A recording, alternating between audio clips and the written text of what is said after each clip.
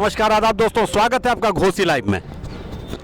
जैसा कि मालूम है कि किसान संगठन द्वारा आज यानी 8 दिसंबर को भारत बंद का आह्वान किया गया था, जिसे 18 विपक्षी दलों का समर्थन प्राप्त है।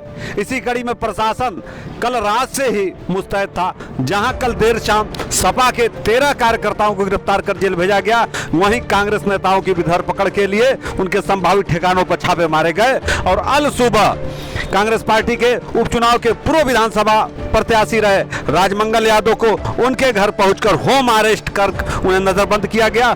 वहीं घोसी नगर के बैसवाड़ा मोहल्ला में कांग्रेस पार्टी के जिलाध्यक्ष इंतखाब आलम के घर पर पुलिस ने पहुंचकर उन्हें भी होम अरेस्ट करते हुए घर में नजरबंद कर दिया। कांग्रेस कमेटी मऊ का जिलाध्यक्ष हूं। कांग्रेस पार्टी उसी वक्त से विरोध कर रही है जिस तरह से उन्होंने कानून को पास कराया।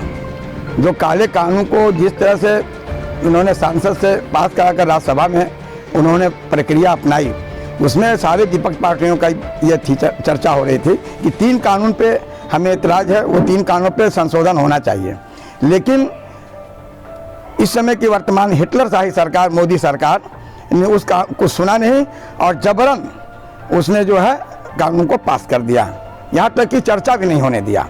और किसानों को जब अपनी बात समझ में आई कि किसानों के ये एमएसपी रेट जो अधिकार होता है किसानों का, उस पर कहीं भी कानून में दर्शाया नहीं गया कि इस एमएसपी रेट से कम पे कोई भी अगर खरीदारी करता है तो उसके खिलाफ कानूनी कार्रवाई होगी या क्या रेट फिक्सेशन हो, इस पर उसमें कहीं कोई चर्चा नहीं है। दूसरी चीज़, उस कानून में एक चीज़ और भी है कि अगर किसान को कोई आपत्ति करनी है, उसके साथ अगर कोई कंपनी वाला धोखा दे रहा है, कोई बात हो रही है, तो उसे कानूनन अदालत जाने का अधिकार नहीं होगा।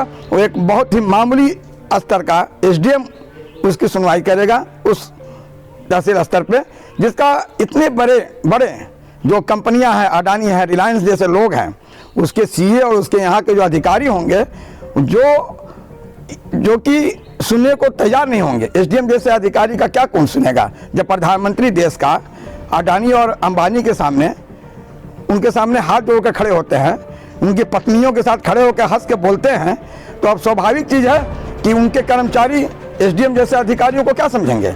हम लोग ने कहा कि कानून का अधिकार होना चाहिए, किसान अपनी बात कोर्ट में कहे, सुप्रीम कोर्ट तक हमारी सुनवाई हो। एक ये बहुत बड़ा कानून जो इन्होंने पास किया है, ये हमारे अधिकार को छीनने की कोशिश की है। कहाँ आपको नज़रबंद किया गया? हमें अपने आवास पे ही नज़रबंद कर दिया गया है और इस घोर निंदा करना चाहता हूँ। ये हिंदुस्तान कृषि आधारित देश है, यहाँ अर्थव्यवस्था कृषि पर ही है। हम समझते हैं चाहे यहाँ के नौकरशाह जितने हैं वो सारे के सारे किसान पुत्र होंगे। जिस तरह से किसानों को दबाया जा रहा है वो कभी भी हम लोग बर्दाश्त नहीं करेंगे और कानून जब तक बदलेगा नहीं तब तक हम लोग इनके किसानों के साथ हम लोग सहयोग करेंगे। यही नहीं है, ट्रांसपोर्ट के लोगों ने सपोर्ट किया है, हमारे बैंक कर्मचारियों ने सपोर्ट किया है, हमारे बहुत सारे लोगों ने इस विरोध को, किसानों के विरोध को, किसानों के समर्थन में उनके साथ आए खड़े हैं। मैं यही कहना चाहता हूँ माननीय मोदी जी से कि आप भी जागिए। ये देश दूसरी लोकतंत्र की हत्या की तरफ जब आप ले जाना चाहते हैं, ये देश बर्दाश्त नहीं करेगा। और ये किसानों के गले को आप दबाना चाहते हैं, किसान कभी बर्दाश्त नहीं करेगा। ये उस समय भी आज़ादी में आगे थे, आज भी लोग लड़ेंगे और ये जंग आज़ादी की दूसरी लड़ाई अगर लड़नी होगी, ये काले गोरों से निजात देनी होगी, ये चोरों से निजात देनी होगी, तो हम लोग तत्पर हैं, तैयार हैं। आगे और भी जितनी संघर्ष करनी पड़ेगी। अभी तो हम लोगों को ये कहा गया था कि जिला पर धरना प्रदर्शन करना है, धरने प्रदर्शन को भी रोका जा रहा है। क्या ये लोकतंत्र की हत्या नहीं है? हम किसानों के समर्थन में हम अपनी आवाज़ नहीं उठा सकते हैं, उनको हम बल नहीं दे सकते हैं। कहीं न कहीं उत्तर प्रदेश की सरकार भी हिटलरशाही व्यवस्था पर चल रही है, चाहे वो केंद्र की सरकार हो, चाहे उत्तर प्रदेश की सरकार हो। हम इसकी घोर निंदा करते हैं और इनकी एक न एक दिन सड़कों पे जब लोग उतरेंगे, अब भाजपा के नेताओं को दौड़ा दौड़ा के जब मारना शुरू करेंगे तो इनको हैसियत समझ में आ जाएगी। मैं यही कहना चाहता हूँ कि अभी भी समय है, आप हक की बात करिए, अब बेरोजगारी की बात करिए, महंगाई की बात करिए। आज आलू 45 रुपये किलो बिक रहा है, किस किसान को फायदा हो रहा है? आप बेरोजगारों रोजगारों को रोजगार देने की बात की थी, 2 करोड़ हम रोजगार देंगे, आपने 50 लाख भी नहीं दिया।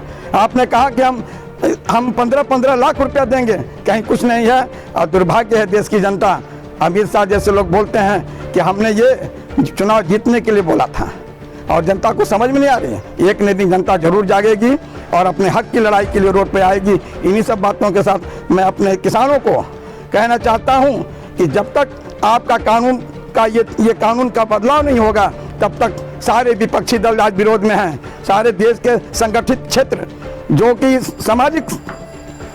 सामाजिक लोग हैं, सभी लोग किसान के पीछे खड़े हैं। कानून बदलना है, नहीं बदलेगा तब तक लड़ाई चलेगी। हम इन्हीं सब बातों के साथ अपने किसानों का मैं आदर करते हुए, उनके पीछे रहते हुए अपनी बात को समाप्त करना चाहूँगा। जय भारत, जय किसान, जय कांग्रेस।